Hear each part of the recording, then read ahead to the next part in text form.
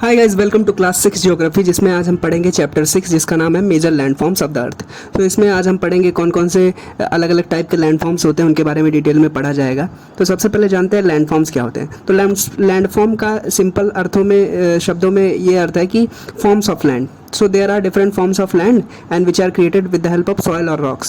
So rocks और soil के मदद से बहुत सारे लैंडफॉर्म्स क्रिएट होते हैं, जैसे माउंटेन्स, हिल्स, प्लेट्यूज, प्लेन्स। तो ये सब अलग अलग टाइप के लैंडफॉर्म्स हैं और ये फिजिकल फीचर्स हैं on the surface of earth.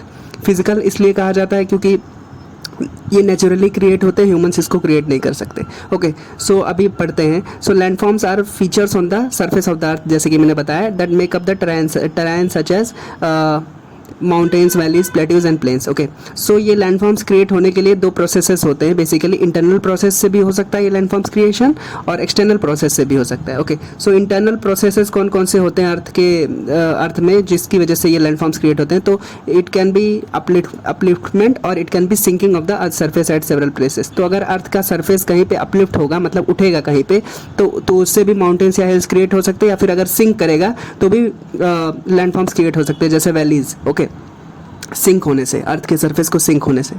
सो ये अर्थ का सरफेस सिंक होना है, अपलिफ्टमेंट होना बहुत सारी चीज़ों से हो सकता है। जैसे अगर इरोजन हो रहा है या फिर कहीं पे अर्थ को एक आ रहा है, वॉल्केनिक इरप्शन हो रहा है, तो इसकी वजह से ये अपलिफ्टमेंट और सिंकिंग काम करता है। तो ये इंटरनल प्रोसेसेस हैं जो कि लैंडफॉर्म्स क्रिएट करते हैं। अब जानते हैं कुछ एक्सटर्नल प्रोसेसेस जिसकी वजह से लैंडफॉर्म्स क्रिएट होते हैं। तो एक्सटर्नल प्रोसेस कैसे हो सकता है, जैसे विंड से हो सकता है, वाटर से हो सकता है, एयर से हो सकता है, आइस से हो सकता है। Okay, so external process is continuous wearing down and building of the land surface. मतलब एक्सटर्नल प्रोसेस में क्या होता है कि लैंड हमेशा वियरिंग डाउन, मतलब ज़मीन का जो टॉप सरफेस है वो हमेशा इरोड होता रहता है, wearing away of earth surface होता है। सो इससे भी ये एक्सटर्नल प्रोसेस है जिससे लैंडफॉर्म्स क्रिएट हो सकते हैं। और रिबिल्डिंग मतलब इरोजन हो गया, उसके बाद में डिपोजिशन हो रहा है। Okay, so the wearing of the earth surface is called as erosion and the lowered surface is rebuilt by deposition. Soil उस पर डिपॉजिट होगी।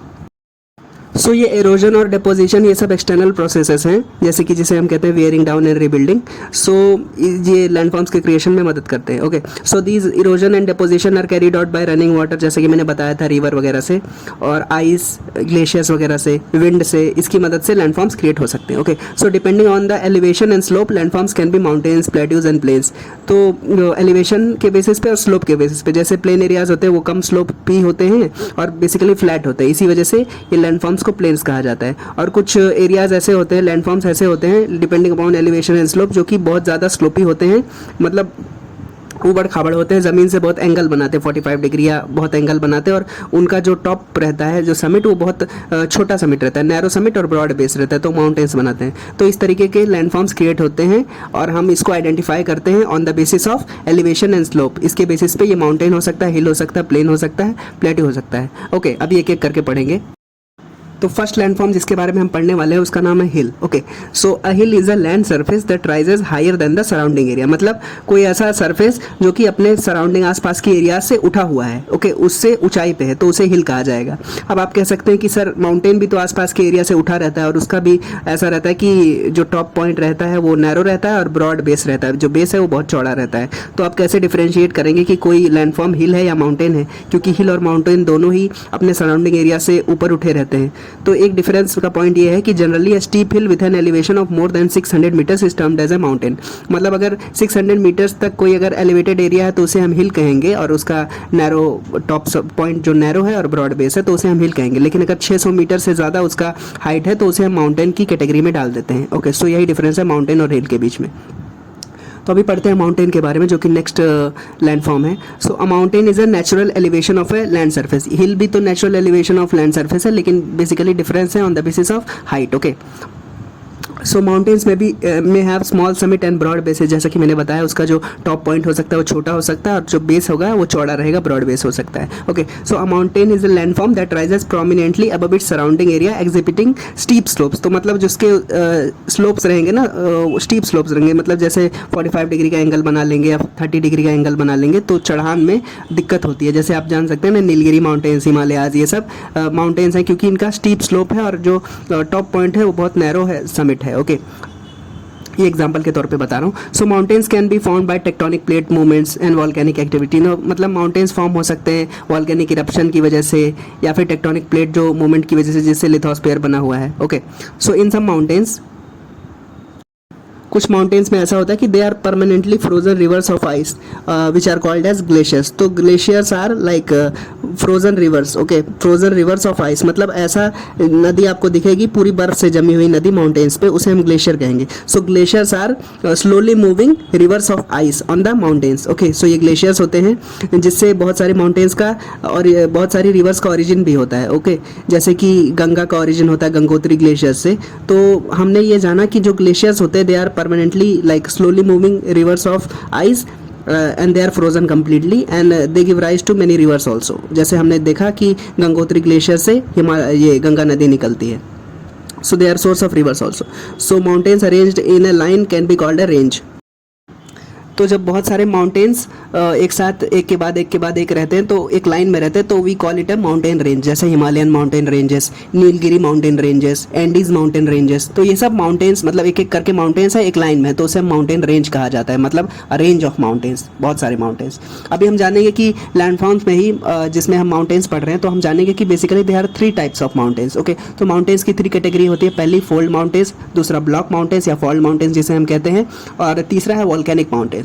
तो एक एक करके जानेंगे। तो सबसे पहले हम पढ़ेंगे फोल्ड माउंटेन्स के बारे में। तो जैसे नाम से पता चल रहा है कि it is form due to folding of rocks, okay.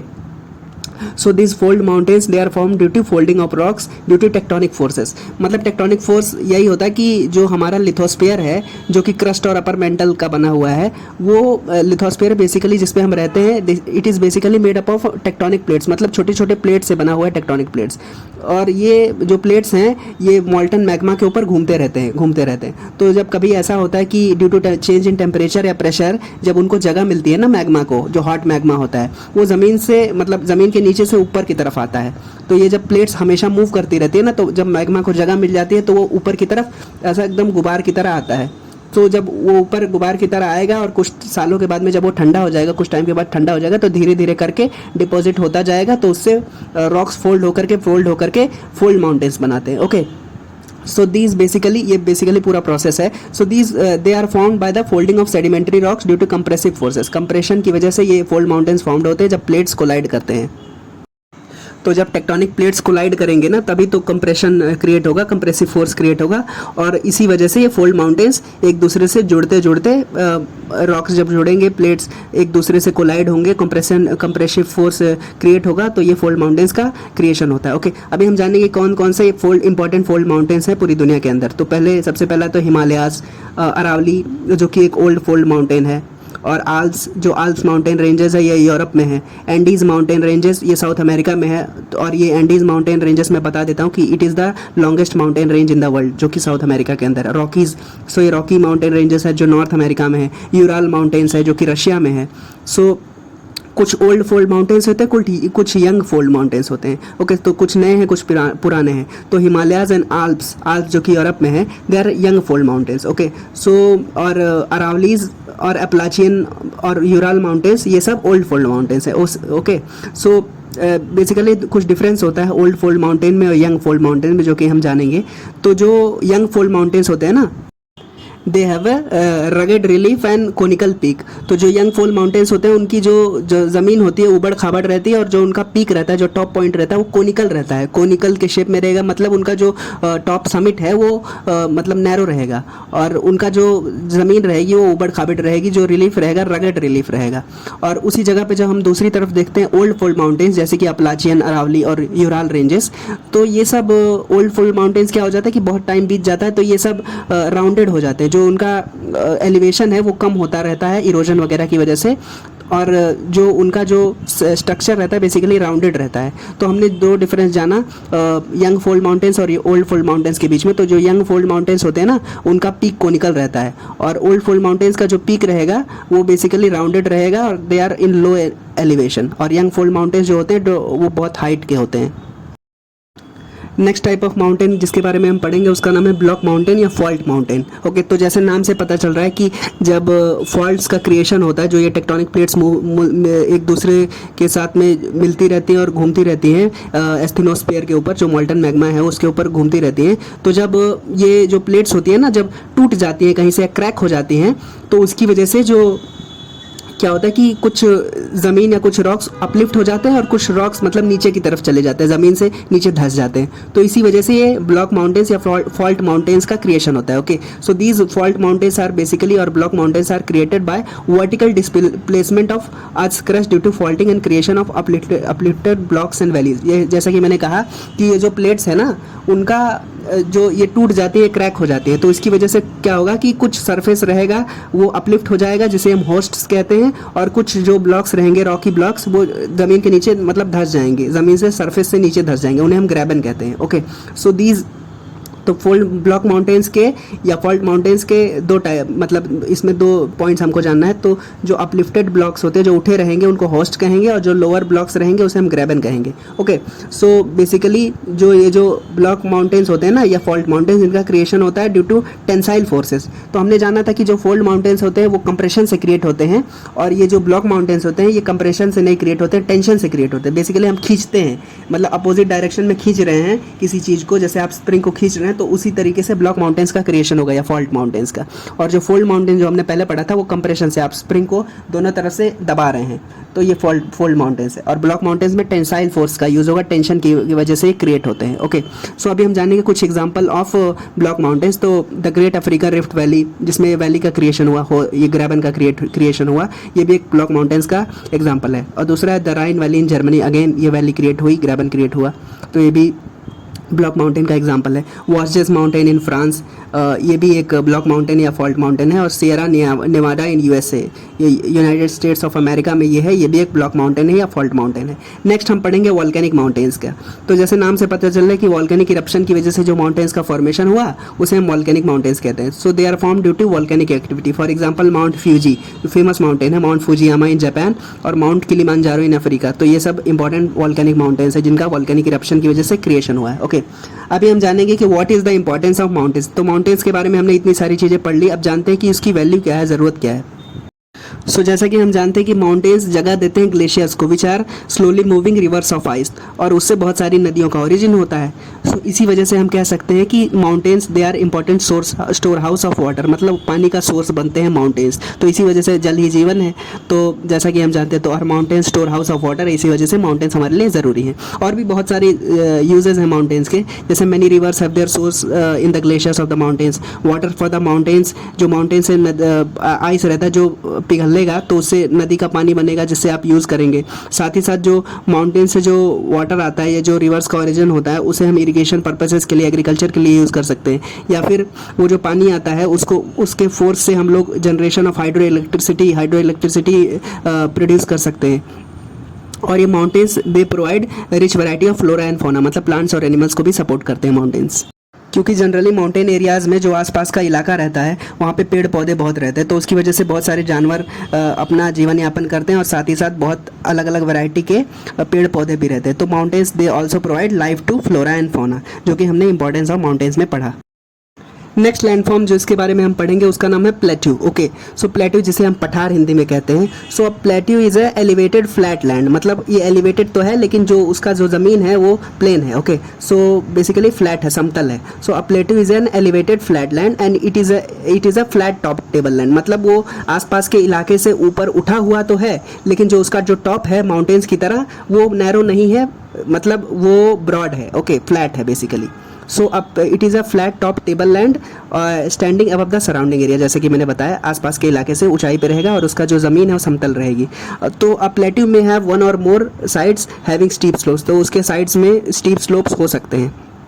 So mountains की तरह plateaus can also be young and old, तो जैसे माउंटेन्स ओल्ड माउंटेन्स होते हैं, यंग माउंटेन्स होते हैं, उसी तरीके से plateaus can also be young and old. Okay, so हमारे देश में है बेसिकली सेंट्रल इंडिया से साउथर्न इंडिया में ये डेक्कन प्लेट्यू है। So it is one of the oldest plateaus in the world, Deccan plateau. और highest plateau in the world की बात करें अगर हम तो जो तिब्बत प्लेट्यू है, जो कि इंडिया का ही पार्ट था, चाइना ने कब्जा कर लिया। So the Tibet plateau is the highest plateau in the world with a height of 4000 to 6000 kilometres above the mean sea level. Okay, so ये इसका मीन सी लेवल से हाइट है तिब्बत प्लेट्यू का। Basically ये 4000 से 6000 metres रहेगा, kilometre गलती से हो गया, I am sorry for that, kilometre नहीं है ये मीटर है। Okay, so there may be many waterfalls in plateau areas, मतलब plateaus give rise to waterfalls also. For example Jog falls Karnataka में, जो इंडिया का हाइएस्ट फॉल है। So plateaus give rise to waterfalls also like Jog falls, Hundru falls in Chota Nagpur plateau. सो छोटा Nagpur plateau का area वही है जो हमारा झारखंड, छत्तीसगढ़, उड़ीसा का एरिया है, वो छोटा नागपुर प्लेट्यू, और यहाँ पे बहुत सारे मिनरल्स भी पाए जाते हैं।